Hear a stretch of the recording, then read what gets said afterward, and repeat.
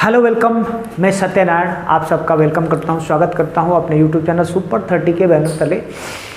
I hope आप सभी लोग ठीक होंगे, चुस्त होंगे, तंदुरुस्त होंगे। और जैसा कि हम आपसे वादा किए थे कि हम जीके सीरीज के साथ साथ प्रश्न आंसर का भी हम सीरीज चलाएंगे, जिस सीरीज का आज चौथा डे है और चौथा सीरीज है हम लेके आपके सामने उपस्थित हैं। ये प्रश्न हम वहाँ से लेकर आते हैं जो प्रश्न बार बार पूछे जाते हैं, उन सभी प्रश्नों का सीरीज चलाया जा रहा है। तो उस सीरीज में हम चौथे प्रश्न को लेकर आए हैं और आज हम जानेंगे इतिहास, भारतीय इतिहास में हड़प्पा सभ्यता के बारे में हम, यानी पूरा पाषाण काल के बारे में हम जान रहे हैं। तो सबसे पहला अगेन आप सबका वेलकम है, स्वागत करता हूं अपने यूट्यूब चैनल। अगर आप हमारे चैनल पे नए हैं तो आप जरूर चैनल को सब्सक्राइब करें और लाइक करें और शेयर करना ना भूलें। आइए शुरू करते हैं। निम्नलिखित में से कौन सा स्थल भारत से नहीं है? तो इसके 4 ऑप्शन है।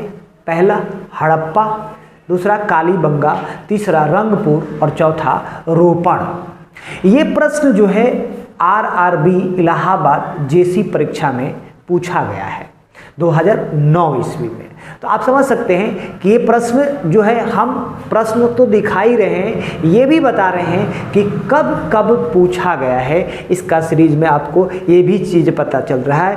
तो इसके साथ आप इसको अगर तैयारी करते हैं तो आपके परीक्षा में थोड़ा बहुत तो कंट्रीब्यूशन जरूर मिल सकता है। आइए शुरू करते। दूसरा हम इसका आंसर बताएंगे, राइट आंसर, ठीक है। आइए शुरू करते हैं। इनमें से कौन सा एक हड़प्पा सभ्यता का पूर्वी सीमा का निर्धारण करता है? इसमें 4 ऑप्शन हैं। लोथल, दूसरा कालीबंगा, तीसरा आलमगीरपुर और चौथा डाबरकोट। ये जो पूछा गया है आरआरबी अजमेर, ये 3 परीक्षाओं में पूछा गया है।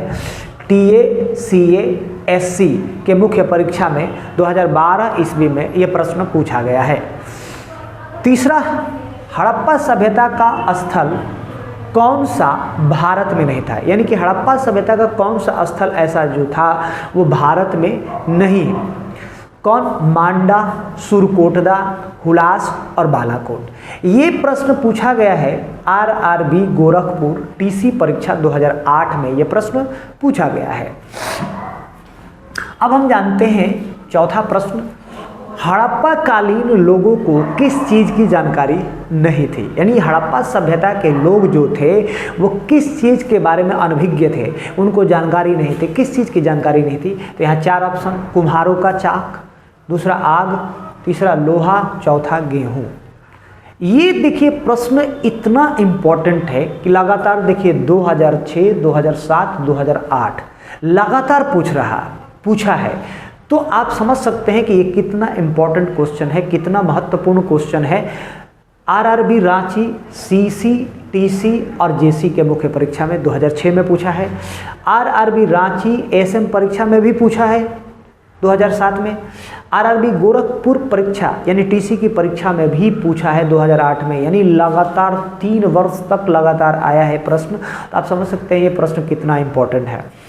अब इसका आंसर हम बताएंगे। सिंधु घाटी की सभ्यता को आर्य पूर्व सभ्यता किसके प्रमाण मिलने के कारण कहा जाता है, यानी कि कौन सी ऐसी चीज मिला जिसके कारण इसको आर्य पूर्व सभ्यता, हड़प्पा को आर्य पूर्व सभ्यता के नाम से भी जाना जाता है। ये आरआरबी भुवनेश्वर क्रॉसिंग इंस्पेक्टर 2005 में ये परीक्षा में पूछा गया था। अब देर न करते हुए, इंतजार की घड़ी खत्म, अब हम आंसर बताते हैं।